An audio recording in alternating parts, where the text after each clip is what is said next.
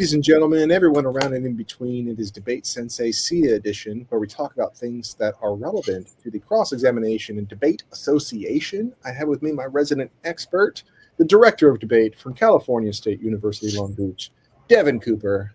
Thank you so much for joining us yet again. Thank you for having me. Taking time out of your day. All right. This episode, we are talking about the Rutgers Round Robin in beautiful New Jersey. Right? Yeah. Yes. Absolutely. I spent some time in New Jersey, and that was enough for me. So it was like beautiful. Yeah. So beautiful Garden State, right? That's what they call it. Okay. Yeah. Wonder why that is. I got to look into that. Garden State. I'm sure somebody could tell me. Okay. So the Rutgers Round Robin. Now this is only when was this? This was only like a week or two after Georgetown? Yeah, it was literally January 17th through the 20th. 17th through the 20th. Okay, so yeah, like 2 weeks. Okay. So just recently. All right, cool. Man, that holy crap. It must have just gotten cold there, yeah? Yes, it did. It was very cold. Yeah. I mean, was it snowing up there? It snowed on the second day. On the second day we were there. Oh man. Right. Because the inauguration had to be moved inside because it was so cold, right? I'm sure that's why. Yes, how fun that was. Right. I mean, you were there. Oh man, that must have been something else. Yeah, that was happening on what, like finals day? Yes. When all the finals were happening? Coming back. No, we were coming back home. Oh, you're coming back home. Yeah, we got home before the inauguration started. Okay. Well, we got home after he gave his first speech, I think. Okay. Yeah. I didn't watch any of it, so I don't even know. I mean, I've seen some things like, the Nazi salutes and things like that kind of. Yeah. Elon Musk. Yeah. That was wild. That was crazy. And just like and ADL isn't coming down on that. I'm like, what the hell is going on? I mean, I would think a certain community would come down on it, but we'll see. Yeah, I would think, but yeah, I don't know. Okay. All right. So enough of that. What is up with the Rutgers Round Robin? Why is it special? Why is it significant? Well, because there are two round robins that exist in the beginning of the season and two at the end of the season, close to the end of the season, right before we get to the NDT stuff and national championship season. So one of them is the Dartmouth Round Robin, which is seen as like the top 7 or 8 teams. And then the Rutgers Round Robin is supposed to fill out the rest of the positions or sort out who will be a part of the rest of the positions. Okay, so there is a very limited entry. I mean, we're used to like 60, 70, 80, sometimes over 100 entries in tournaments. And this one has 12? Yep. Okay. Wow. 2 different pods of 6 teams. And does each school get one? No, I'm seeing more than one from Emory. And Wake Forest has more than one. Okay, so it's not. So how do they decide which teams get there?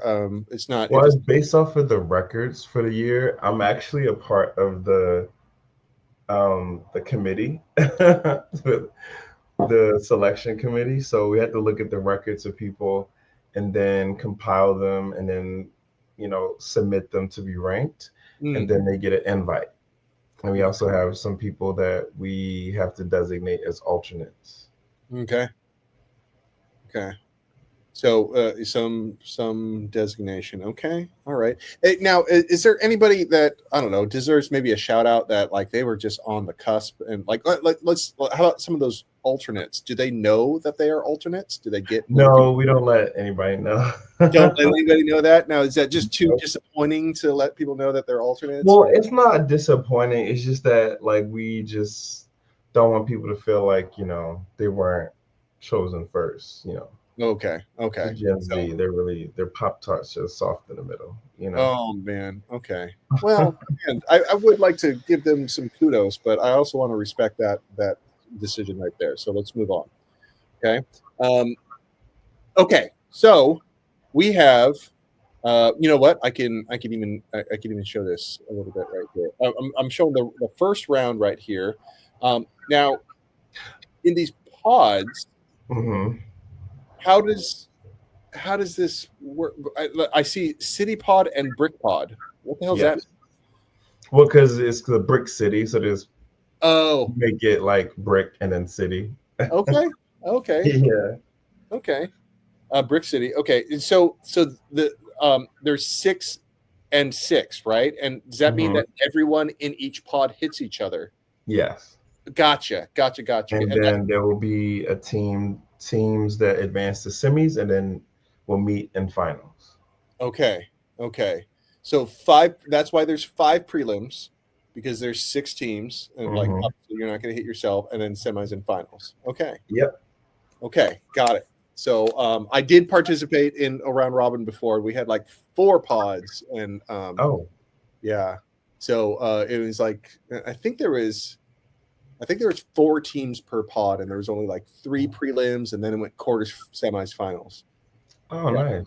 Yeah. So it's a nice, yeah. Like I really like it. It's fun, you know what I mean? Like because the prelims, the way that the prelims work, and making sure that everyone hits everyone, is a great way of doing it. So that was Point Loma. I'm not sure if they're still doing that though, because Harley Debate is dying. So yeah, I don't know if they got that anymore.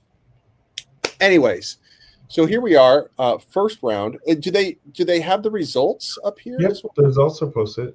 Oh, right. Oh, here we go. Oh, no, we don't. Um, Yeah. Let's see if I do it a different way. Yeah, no, we're still having issues. Still having issues. All right. uh, Okay. Um, so so you're here, there's only one judge per round yep. though? Hmm. Really? That is amazing. Considering there's so few teams, it seems like you could afford to have a panel, and because these are like the elite teams, like it seems like you could afford to have panels. Is there a philosophy behind that? Not that I know of, but like I think oftentimes the panel sometimes assumes that you won't have elimination rounds or also just the availability of judges. Right. But at least in this instance, I think it's the idea that we're going to break to the elimination rounds where you're going to have multiple judges. That's what that's kind of like say for. Okay. All right. So we got Long Beach in there. It looks like the only California team there. Nice. Yeah. I mean, who else? I mean, like there's nobody even comes close to being that far west. Kansas is the next. Well, maybe UTD. They're from Texas. Oh, right. Okay. Yeah. Okay. Yeah. Boom, boom, boom. Okay. Oh, I am getting able to get some results now. Yeah. All right. So let's take a look. Let me see here. Boom. Is it back up? Here we go. What the heck? Round 1. Okay. Here we go. Wait. All right. Come on now. Boom. All right. Round 1 results. Oh, look at this. Long Beach picking up over Wake Forest. Now, okay. Starting it off strong. My goodness. That must have been just a big sigh of relief getting that first one out of the way. I mean, this is like, well, we don't know. We don't know who won. Really? So, yeah. You compete the entire round robin. You don't know who won. Wait, you don't know until semis? Who's like, Yep. oh my goodness, 100%. So it's so nerve wracking. It's like, oh, did we win? Did we win? I don't know. oh So wow, that's what it is. okay, That's the whole. That's why it's able to breeze through the rounds because there's no judge. okay. Mhm. Walk me through some of these results. So I'm assuming that like Long Beach might be considered a bit of an underdog in. No. No? Okay. Well, then, Mm-mm. all right. Not in this pool necessarily. I mean, Really?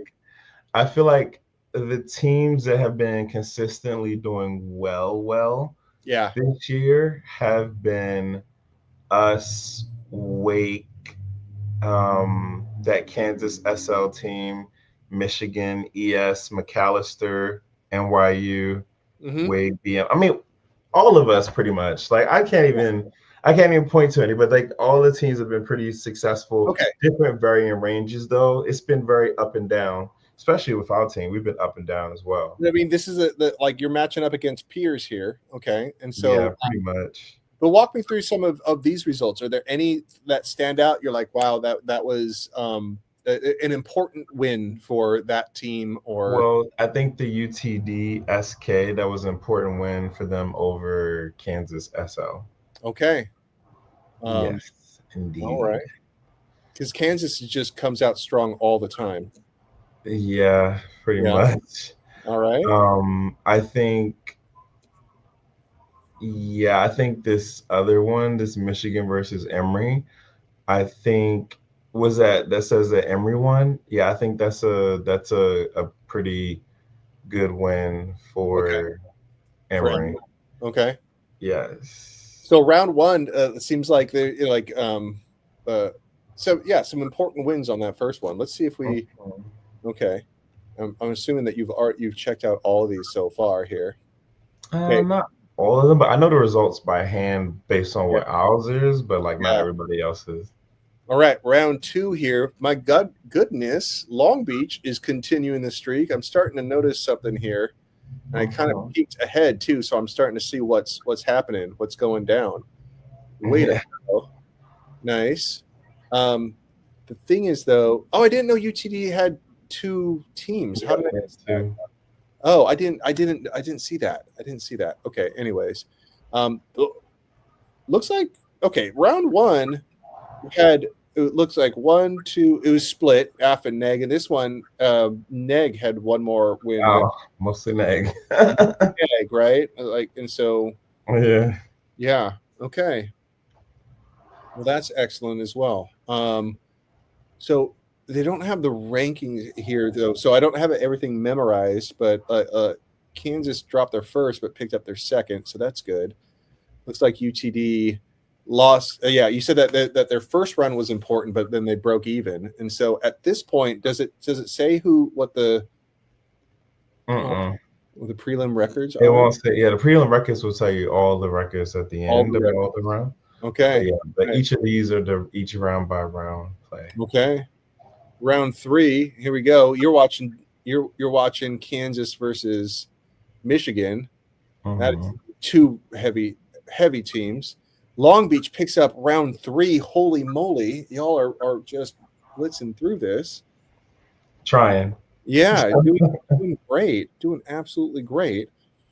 UTD's looking like they're struggling now after they picked up that first one. As well as Emory, huh? Okay. Yeah. Well, I mean, you're giving Emory some. Okay. At this point, I'm having trouble thinking of anyone who is undefeated other than Long Beach. It looks like everyone. But at the end of the day, none of us are going to be undefeated. Right. There's going to be violence on everybody. Yeah. But again, this one goes 4 AF to the 2 neg. And so, yeah. All right. And like one of the 2 neg goes to Long Beach. Very nice. Round 4. Here we go. Oh, and there we go. Long Beach is got their first loss to Kansas. Yeah. Yeah. You're seeing UTD versus McAllister. What's up with this McAllister team? I don't think I remember about them. No, you do remember. They were in quarters at Georgetown. Right. That's right. They're the ones who picked up. Yeah, and they also were the top seed at Wake. Oh, is that what it was? They were top seed at Wake. Okay. Yeah. Okay. McAllister PK.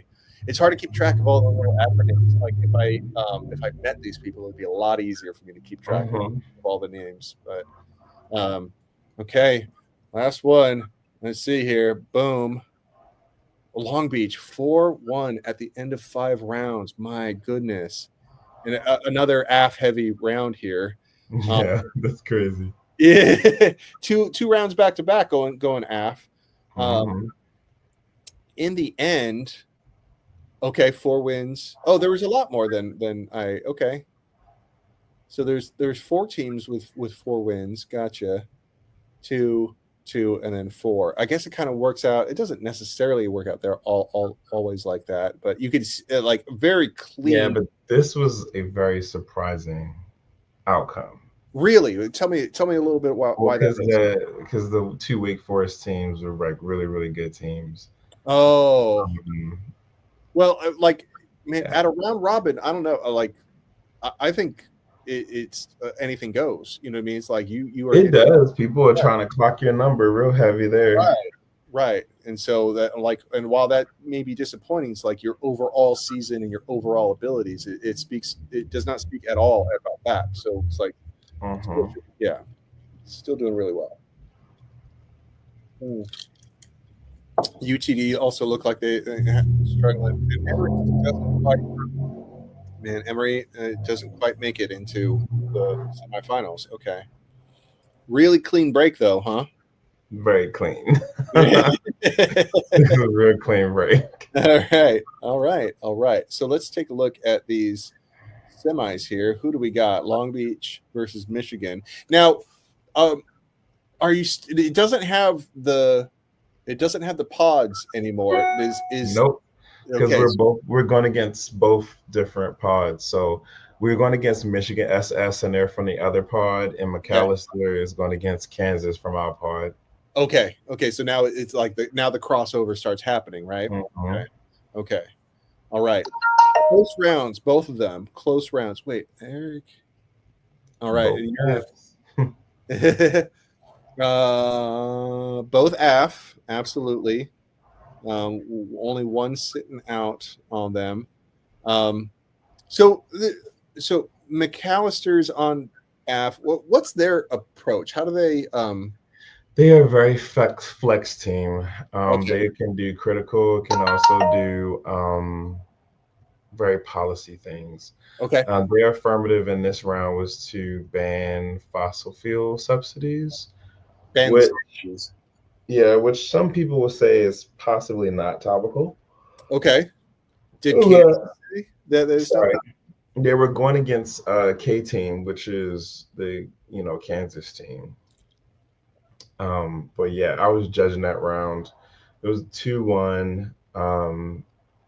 I didn't sit. But the thing is, the Kansas team went for T. They did. Okay. So you just said that it might not be tough. I mean, I do feel like, they did it very well, I think, but I think they need to close more doors and create more of a story, because I think it would have been very close, because I actually think the DAP is not topical. Right? Okay. But it's all about like how you present the story of that for the judges, and like, where is the abuse? What could happen? Right? Like, if you lost a link, why? Like, you should just read the argument that you wanted to read in the round to get a link or to prove the abuse. Right?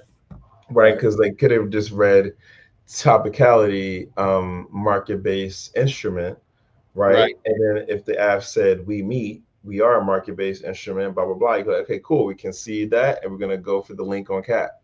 Right. But that's what I wanted them to do. It's not what happened, but I think that they did have a viable option to go for settler colonialism K that was in the round, but they chose T. So now, do you think that a settler colonialism K like automatically has a link because of a market-based tool, market-based instrument?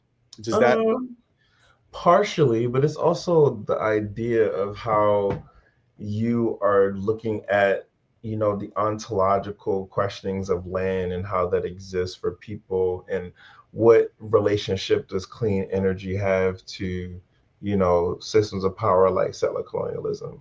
Okay. So, but the K that they ran was a cap K? No, the cap K is one of the things that they said they couldn't get a link to because the app was not a market-based instrument.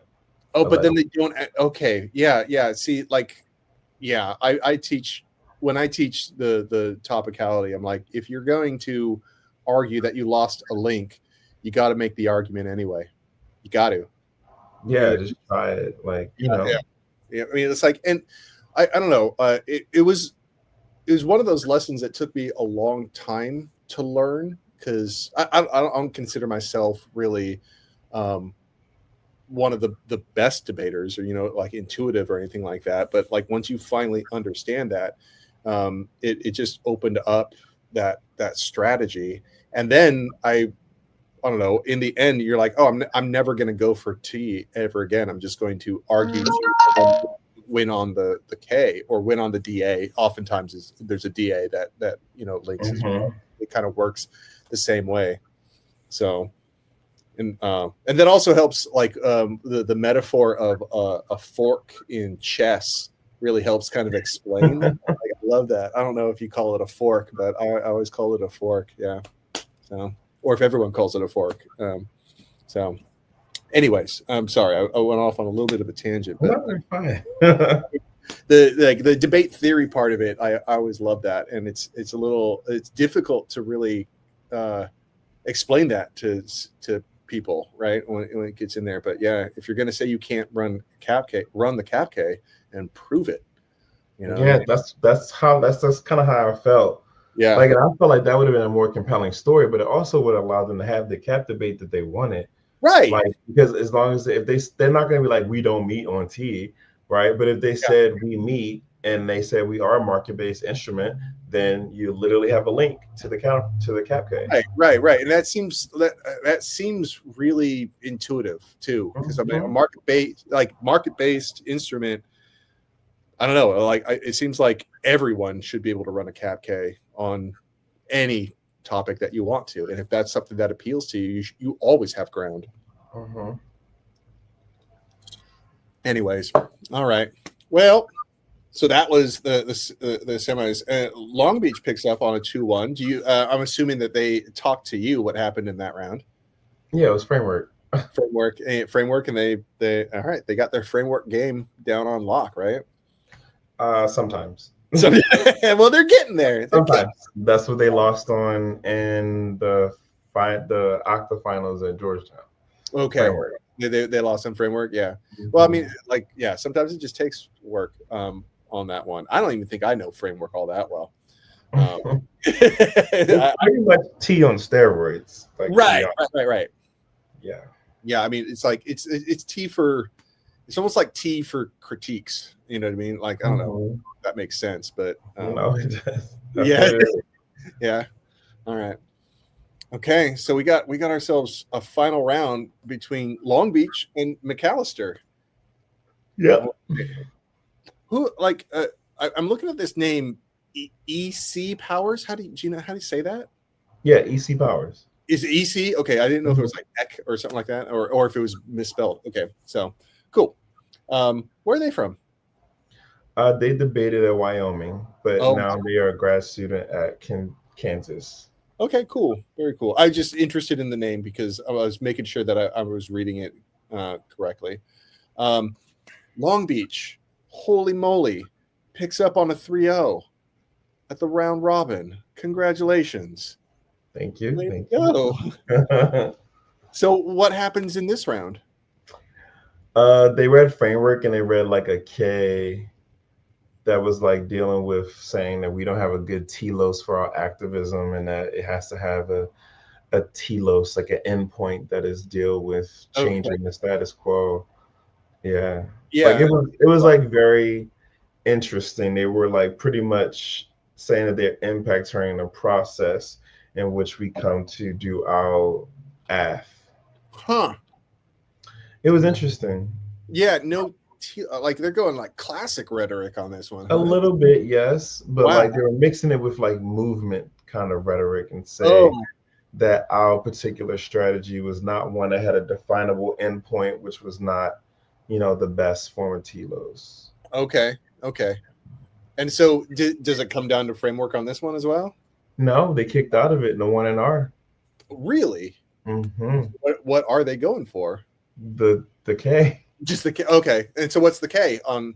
I mean, you It's, guys it's are running. that, it's that Tito's K, like Oh, they're criticizing the process and saying that we inevitably are not as active, we're more so reactive form of politics, and there's impending climate change disaster and extinction that's coming, and we need to arm people and get them better equipped to engage in such advocacy and activism in order to save the world and all that good stuff. So. okay. Just not doing enough, right? Yeah. Pretty much, yeah. Like we're not doing enough, and the process in which we come to doing something is not good. Mhm. I think it was an interesting K. I feel like there were some elements missing in it, Okay. but the thing is that in the end, I think that Curtis and the 1AR kind of like pivoted the strategy Mm.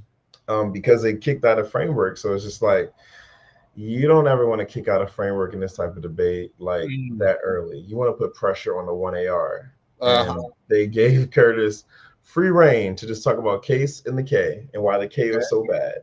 So what is the AF case that y'all are running at this one? This one, they have decided to do like a migrant AF, and Okay. they talked about abolishing the border. Oh. Yes. And they were saying like, abolishing the border as a decarbonization policy or something, Okay. right? But it was like also about metaphorical borders, but also the literal border. But like, a lot of emissions goes down at the border itself. Okay. So that was like part of it. And it's like very much so mixed in talking about migrants and the way that climate change affects them and stuff like that. So, like, do you guys cite Ansel Dua in this? No, so they're kind of pretty anti-Amzadua. Really? Oh, I like Yes. that's the only reference I have to a borders critique that Yeah, they have like a bunch of like abolition-based scholars that talk about Oh, it. Like, okay.